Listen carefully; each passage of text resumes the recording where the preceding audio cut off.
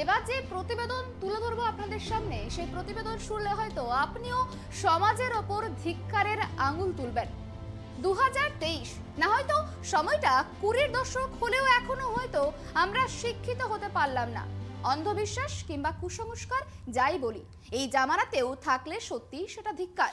ওই যে বললাম, শিক্ষিত হতে পারলাম না। শিক্ষা জাতির মেরুদণ্ড, কিন্তু ভুল শিক্ষা ততটাই হানিকারক। কেন এই কথাগুলো বলছি জানেন?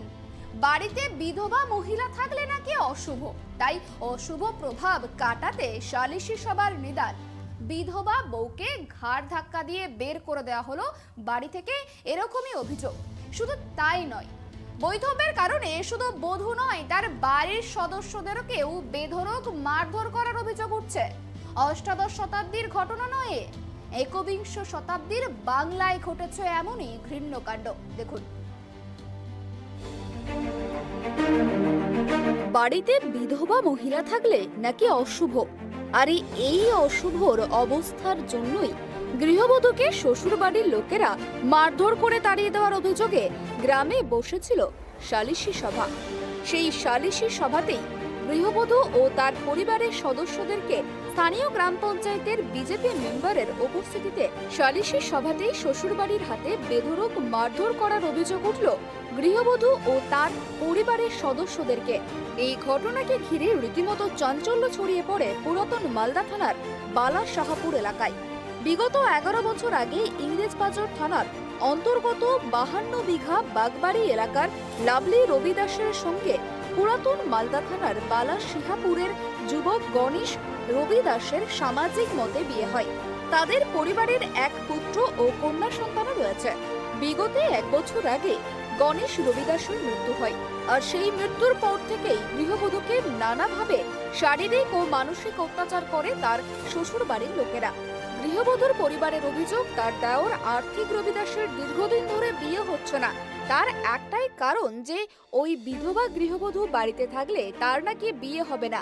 এই অপবাদ দিয়ে গৃহবধূকে বাড়ি থেকে বের করে দিচ্ছে তার দেওর ও শ্বশুর বাড়ির লোকেরা। এ নিয়ে দীর্ঘদিন ধরে গৃহবধূর ওপর শারীরিক ও মানসিক অত্যাচার করছে দেওর সহ অন্যান্যরা। জানা গিয়েছে, স্থানীয় গ্রাম পঞ্চায়েতের বিজেপি সদস্যর উপস্থিতিতেই সালিশি সভা হয়।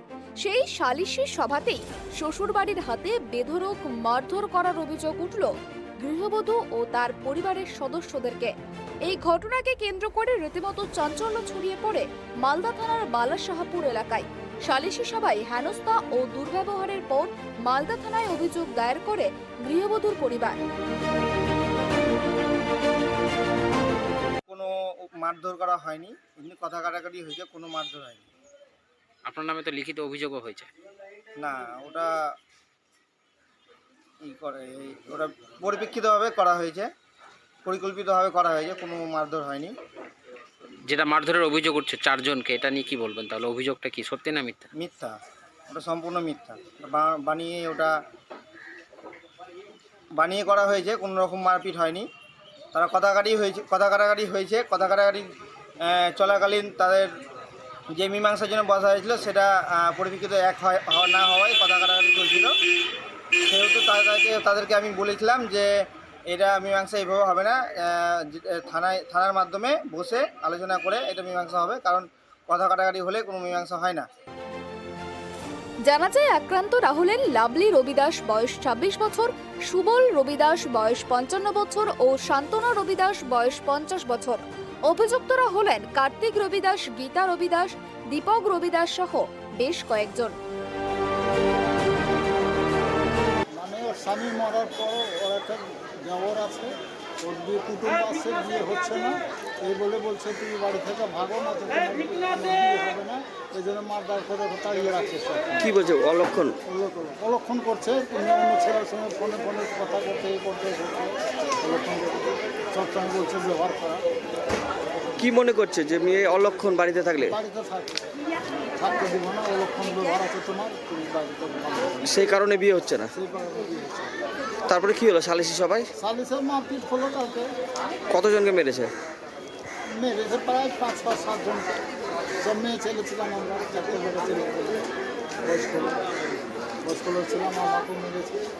মেয়েকে আমার ওখানে কি যে বিচার হচ্ছিল ওখানে দলের মেম্বাররাও ছিল, হ্যাঁ অনেক বিচার, ওখানে সমাজের লোক অনেক ছিল, সমাজের লোক অনেক ছিল। মেম্বারও ছিল? হ্যাঁ এদিক থেকেও লোক ছিল, দুটো করে। বলছি কোনো মেম্বার ছিল দলের? হ্যাঁ মেম্বার ছিল তো।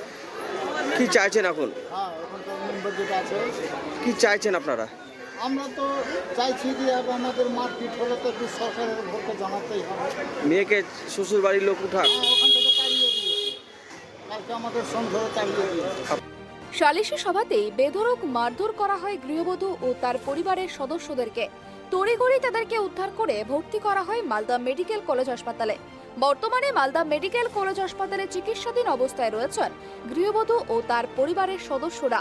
এই বিষয়ে পুরাতন মালদা থানায় লিখিত অভিযোগ দায়ের করা হয়েছে অভিযুক্তদের বিরুদ্ধে।